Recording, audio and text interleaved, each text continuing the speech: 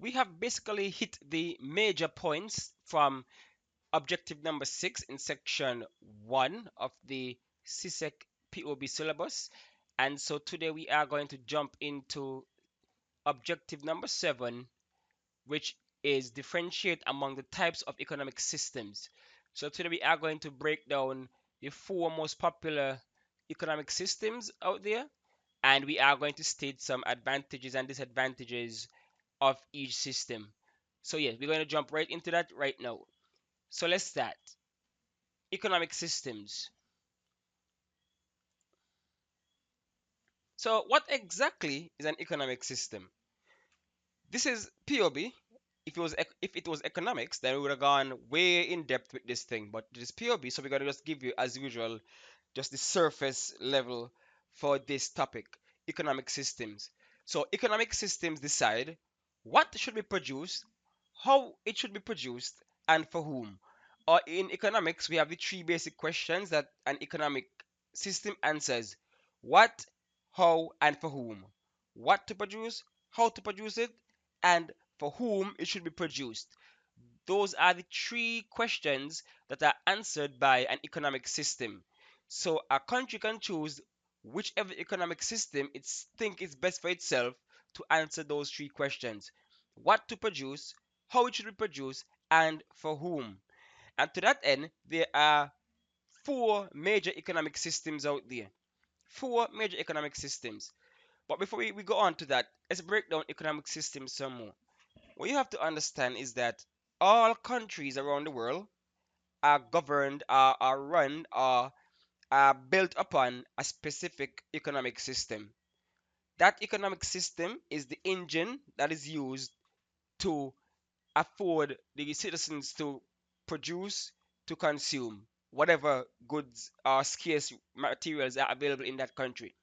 So all countries are built upon a certain economic system, because that is what helps to answer the three questions that I listed earlier: what to produce, how it should be produced, and for whom it should be produced.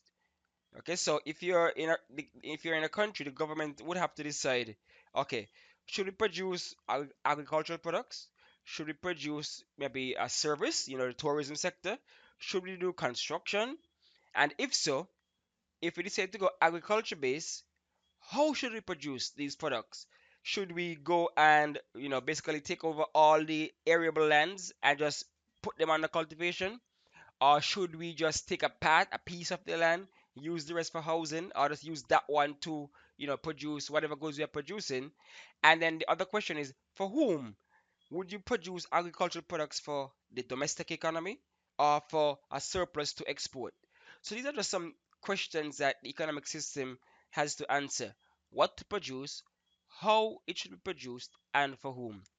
So, four main types of economic systems. The first one you have here is the subsistence economy. Subsistence economies. Then you have what is called the planned or the command economy. Then you have the capitalist or the market economy. And then you have what you call the mixed economy. So we are going to break down each of them into their parts and see what makes them different and what makes them similar. So let's start with the subsistence economy. Subsistence economies: direct satisfaction of needs and wants. Direct satisfaction of needs and wants. Caribbean economies operate this way until 500 years ago. Very few subsistence economies survive today. So, what exactly is a subsistence economy? Now, we see this part here that says that the Caribbean economies operated this way until 500 years ago. So, what this is telling you is that this type of economy is of olden days, back in the day, way back when. So it doesn't really exist today. Okay, with globalization and the world becoming one big marketplace, subsistence economies don't really exist today. So what is a subsistence economy? It's an economy where production takes place basically on the smallest scale. This is where families produce enough goods to serve themselves, to survive for themselves. Thus, the name subsistence. You produce just enough to subsist, just enough to survive. So you do not produce enough so that you can export or so that you can sell. You only produce enough so that you can survive, just for survival, to subsist. So you have your majority of the population might have a little garden in the back, a little farm somewhere, one or two heads of cattle. So one for milk, some fertilizer, some eggs. So just for the family and maybe the community to survive. It's not enough to export and sell and make a profit and that kind of stuff. No, that's not what subsistence is all about. It's about surviving. So you produce enough just to survive. And it's normally steeped in tradition. It's normally steeped in tradition, this type of economy. Maybe in farming, in hunting, in gathering, that kind of thing. That's why they say it operated like this some 500 years ago. By then, you had the Arawaks and the Caribs, or the Tainos and Kalinagos. Those were the ones in the Caribbean back then. And you know that those groups of people existed on a subsistence level. The reason why they say that only few survive today is because this economy can be found in jungles, maybe in the Amazon, in places where you still have tribes that are surviving. So it exists on that small scale. So that's the subsistence economy. Advantages of the subsistence economy includes strong sense of tradition and community in balance with the natural environment. A strong sense of tradition and community, as I said before. If your father was a farmer, more than likely you might become a farmer. If your father was a carpenter, a builder, whatever, more than likely that's what you're gonna become. You follow the tradition. If the mothers stayed at home, watch the children, then that's the tradition you're gonna follow. If you used to wash your clothes in a river, that's the tradition you might follow. So the subsistence economy has a strong sense of tradition, you know, skills handed down from generation to generation. And you have a sense of community. You hear the village raising a family. You hear a tribe, everybody, you're the leader of the tribe, and everybody coming together for the good of the tribe. So that is why they're talking about when they say a strong sense of community. In balance with nature. All right, in balance with nature, balance with the natural environment, because the subsistence economy is one in which you don't take too much, you just take enough to survive. Just like in Lion King, where they have the circle of life, where they say do not take more than you can handle. That's the same thing with subsistence economies. You just do enough just to survive. So there's no huge plantation of crops to produce. There's no monoculture going on. Nothing like that. You just small scale enough to survive, and so you're gonna keep nature balanced. There's no overfishing. There's no animals overgrazing. Nothing like that. You stay in tune with nature because you don't take more than you actually need, just enough to survive in the subsistence economy. Disadvantages: few choices for individuals, limited range of goods and services. Well, clearly, if you are based in an agrarian economy, that's one that depends on agriculture. Of course, your choices would be limited to just what you can grow in that area. So, let's say, for example, if you live in the Caribbean, then you cannot grow certain crops. You cannot grow your apples and those kind of things. So you have very few choices because you're only limited to what is available in that area. Limited range of goods, the same thing, and services, the same thing. In a small survival little economy, you might have maybe a butcher, you might have a farmer, or somebody, a hunter, whatever. But it's a limited range of goods and services. You have the one village shopkeeper or something like that, in medieval times or something like that. But it's a limited range of goods and services. All right, so the next one we're looking at is the command or planned economy. Now this one, it should sound familiar, the command or planned. Another name for this type of economy would be, the communist economy or the authoritarian economy. Because the best example today is, of course, North Korea. You also have, just in the Caribbean, you have Cuba, which is still, a communist country. They still have a command or planned economy. So, what is a command or planned economy? This is an economy where the government operates or runs everything. The government is the one who have all the say in controlling the factors of production. The government is the one who runs everything in that country. So they operate on a government plan. The government makes all the major economic decisions. So in a command or planned economy, the government makes all of the major economic decisions. There's no democracy here. So you can't go vote for nothing. The government is the one who have their plan, and they're gonna run that plan and stick to their plan. Now they were very popular in the mid 20th century. You had the USSR, you had Russia, and Russia spread, communism across the region. So the whole majority of those areas up there, Russia and the USSR, were command economies. And of course, Cuba still survives today, and North Korea is one of the best examples of the command or planned economy. All right, so North Korea, everybody know Kim Jong Un. He runs the show in the planned economy. He decides exactly what people are supposed to do, how they're supposed to do it, everything. So all economic decisions are made by the government or the state. So everything is state run. So what advantages can this possibly have? Let's see. Advantages. You hear that keyword there? Should guarantee basic needs for population, developed basic industries in the 20th century Russia. So let's go back to the top one. You see, look at that. The advantages are dwarf. This is a dwarf when compared to disadvantages. That is why it is not so popular today, because the bad totally outweighs the good. And let's go back to this part that says should guarantee basic needs for the population. No, they say should because if you follow your geopolitics, you know that North Korea, the citizens of North Korea, are suffering. They are living in poverty. So whatever plan the government has clearly is not working. They are cut off from most of the outside world, and so we don't even know what's going on over in North Korea, to be honest. 'Cause everything just cut off. They're basically secluded, and they don't really interact with any major governments. Only a few.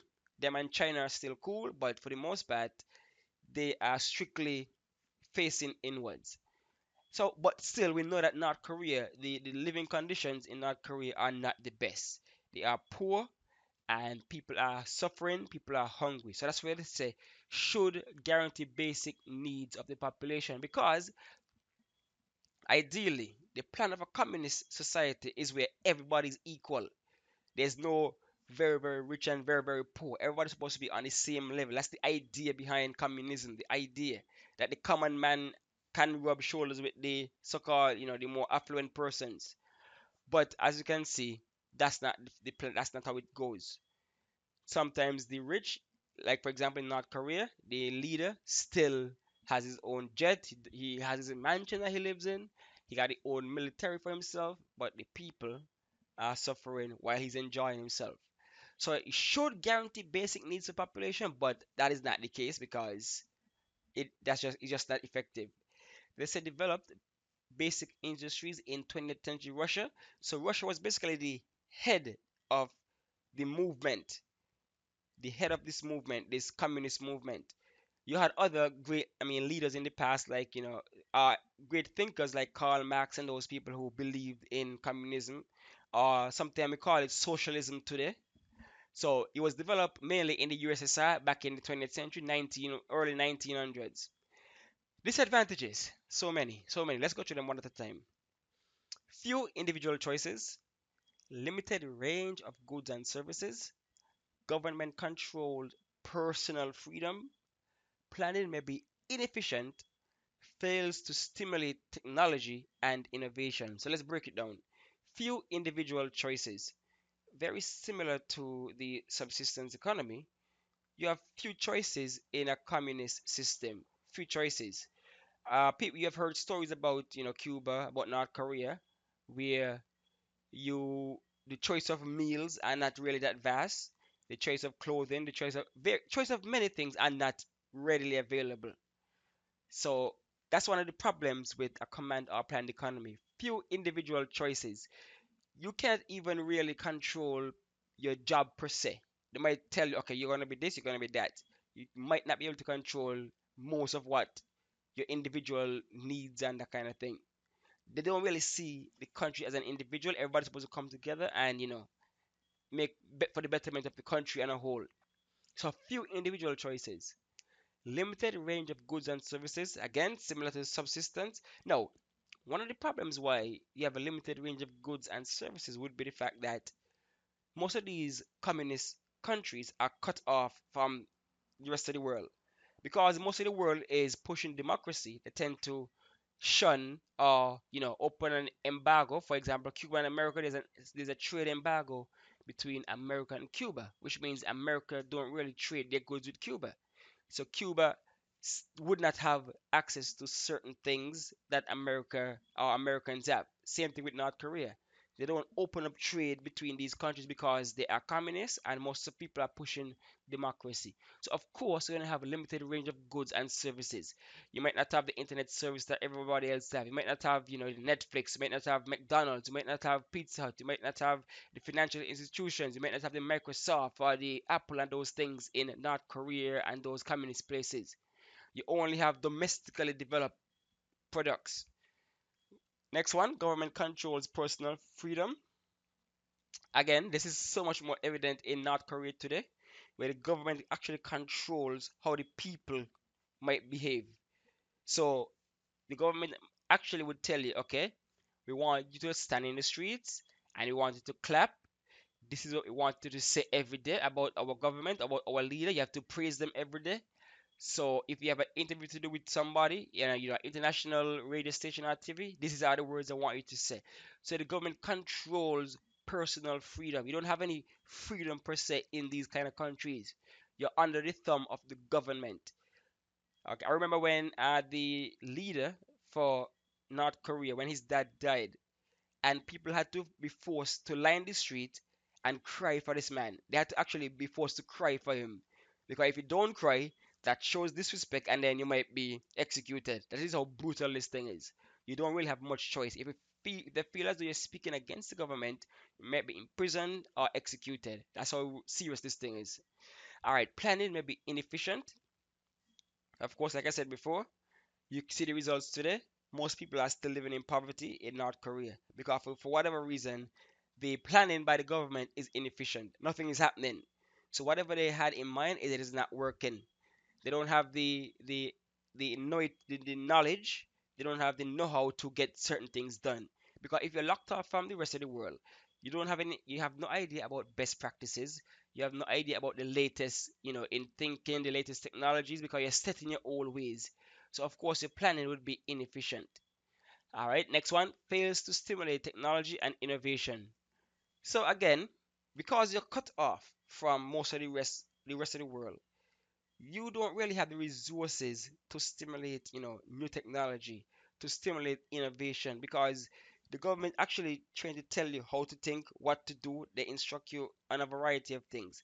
So you're not able to think outside the box. And of course, innovation comes from thinking outside the box because you have to think along the lines of the government. So you have no choice to really express yourself. So therefore, there would be no innovation in either in technology or anything else. So that's why it fails to stimulate technology and innovation because you're basically shut down, you're oppressed. So you're not a free thinker, you're not allowed to think on your own. Most breakthroughs in history comes from people who are free thinkers. So that is why the communists or the planned economies have this disadvantage.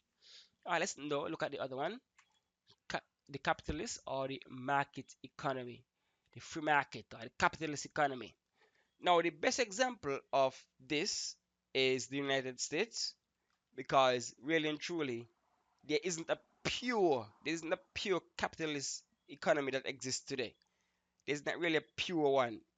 America, the government have little say in this economy, but they still have some say. So in a capitalist economy, the government has little to no say in the economic activities of that economy. All businesses are privately owned. So private individuals or groups are the ones who make all the decisions in this economy. Decisions are based on the profit motive. So people only produce what they know they can profit from. If you're not going to make any money, of course you're not going to produce it. And that is why this system doesn't really exist today in its purest form. Because look at this part here. No safety net for the poor. Now could you imagine that you're in a country and you're poor, but so you can't afford healthcare, You can't afford police, you can't afford anything. How can you survive in that system? It's going to be similar to what you see in the Purge movies, where the poor are the ones who get killed because they can't afford to save themselves. So, no safety net for the poor. Imagine you can't afford to go to school, so you have no education. How are you going to earn a proper income? Imagine you can't afford police, so it's a free for all. Because most states, most countries, the police force, the education, a lot of it is provided by the government, and it's non-profit.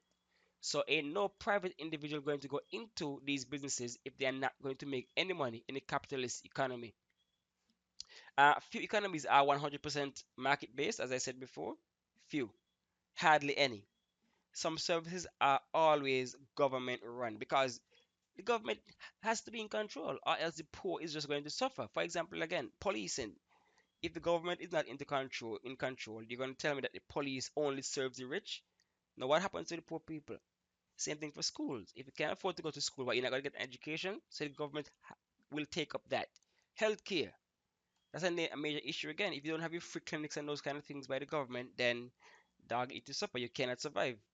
So that is why there's no real 100% capitalist economies in the world today. So again, what is a capitalist economy?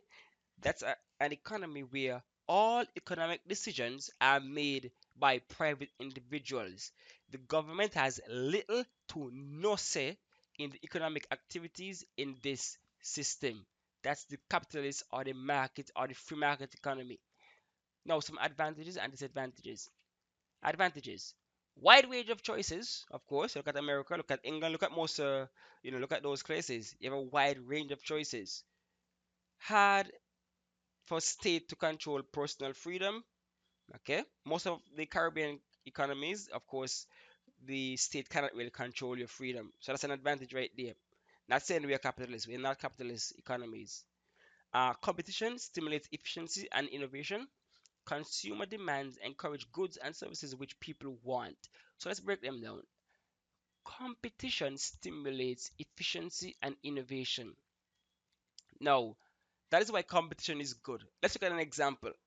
For the longest time, in certain Caribbean countries, the only phone operator was, of course, Cable and Wireless, Lime, Flow, whatever you want to call it. They went through so many name changes. And for a while there, the service was awful, terrible. You had to pay for a certain amount of internet monthly. Once you're over the limit, you cut off. Those kind of things. You had when you put money on your phone, you had to use it within a certain time, or else it's gonna expire and you have to top up your phone again. You have nothing rolling over. Now, when digital entered the market, then we saw a difference. Competition stimulates efficiency and innovation. All of a sudden, Cable and Wireless or Lime or Flow, whatever you want to call it, start upping their game. And so did Digital. Everybody start competing.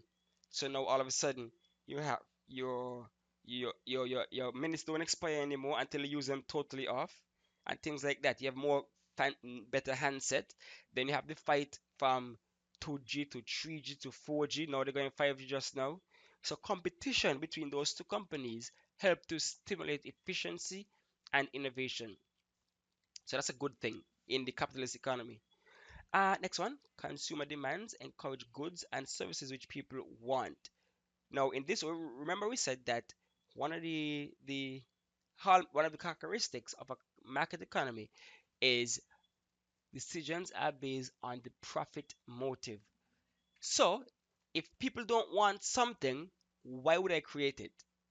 If it's not being asked for, where would I create it? Because you're not going to make a profit, so don't create it.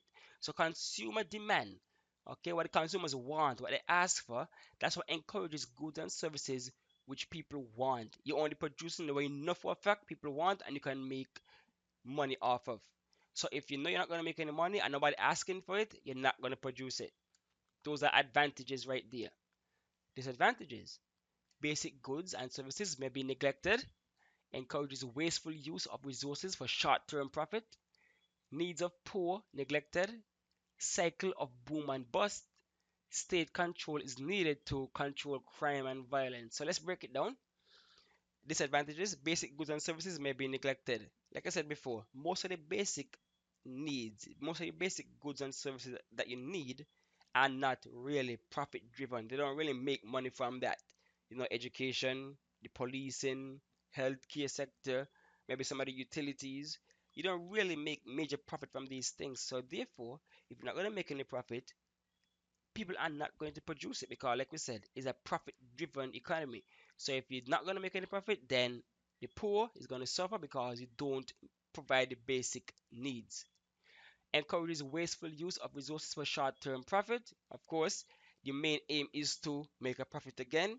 So you might end up just, squandering certain resources, waste a lot of money.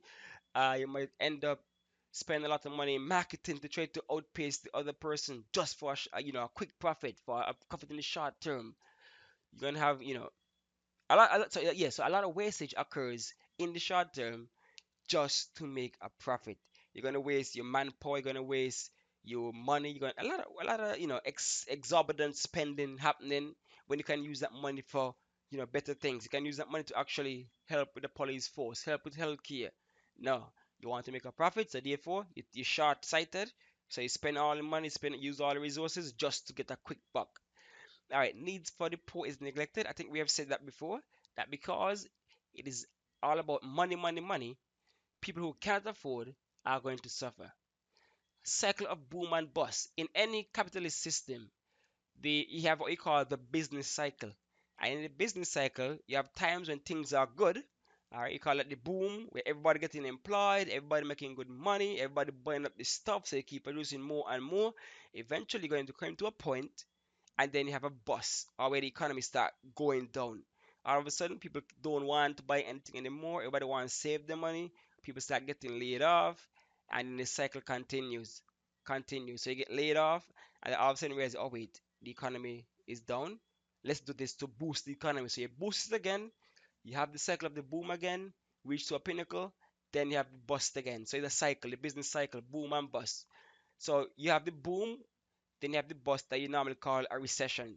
The recession is the hard times, the people getting laid off, banks ain't want to lend any money, people savings drying up, everything expensive. That's the recession right there. Once you pass the recession, you have the next boom again, and the cycle continues. State control is needed to control crime and violence, and we've covered that already. So you need the government to help to stymie some of the violence and crime. Because, like I said, if you look at the purge movies, the rich people are the ones who don't really get purged. It's the poor ones who get purged because they can afford to, pay for private security, private militias, those kind of things. But because the poor can't afford it, they are the ones who are going to suffer. So of course, the government takes it upon themselves to provide those basic needs for its citizens. So that's basically the capitalist or the free market economy in a nutshell. Let's look at the mixed economy. And of course, this is the one that dominates the world today, the mixed economy. You have pieces from most of the other economies. So in a mixed economy, almost every country today has a mixed economy. There is a public and a private sector, which we looked at before.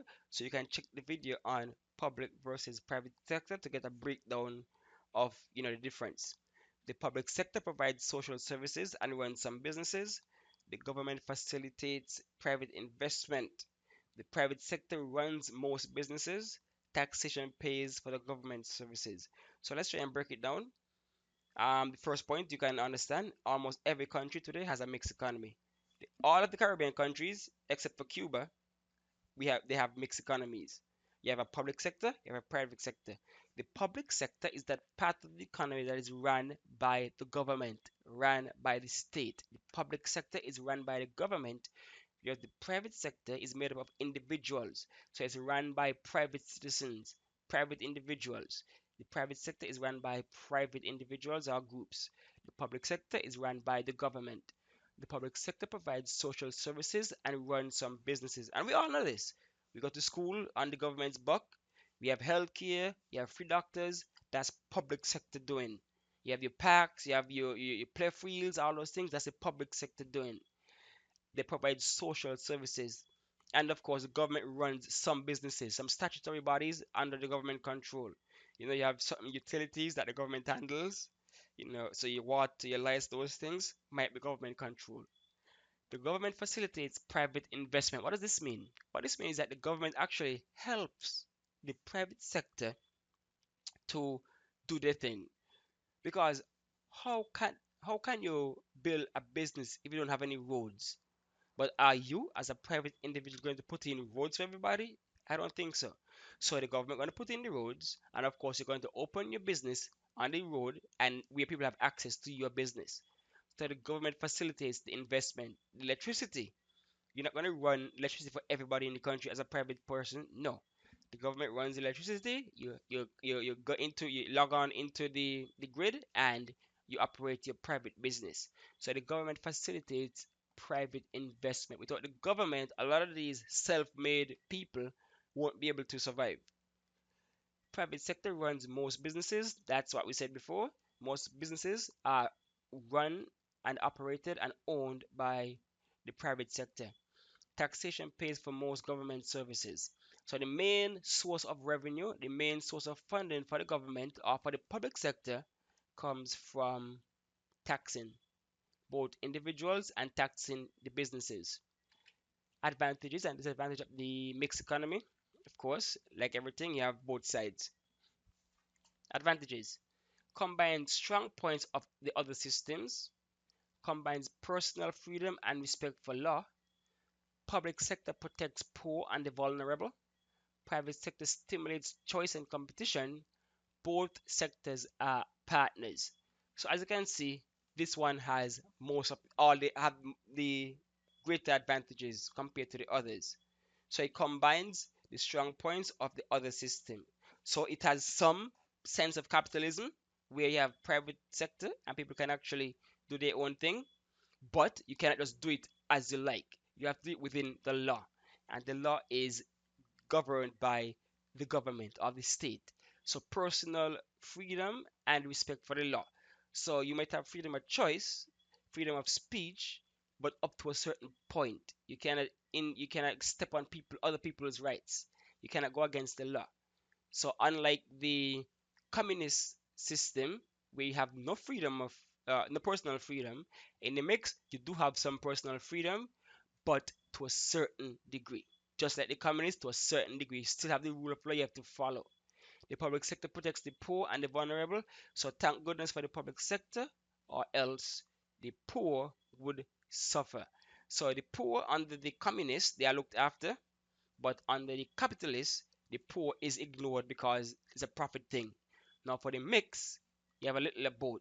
The poor is looked after by the public sector, and the rich is looked after by the private sector, with some help from the public sector, of course.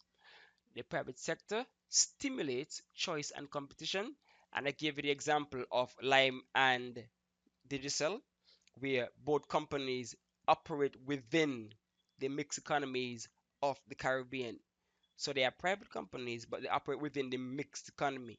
So they still can do their own competitive have their own competitive advantage over each other. So they are allowed to operate within the private sector still. Both sectors are partners. So you normally hear about private-public partnerships. Both of them need each other. One cannot do without the other. Like I said before, public sector, public goods. You have your roads, you have your bridges, you have your lights, you have your water. Those are publicly controlled. But the private sector still requires these things. So both of them are partners and they work together to benefit each other.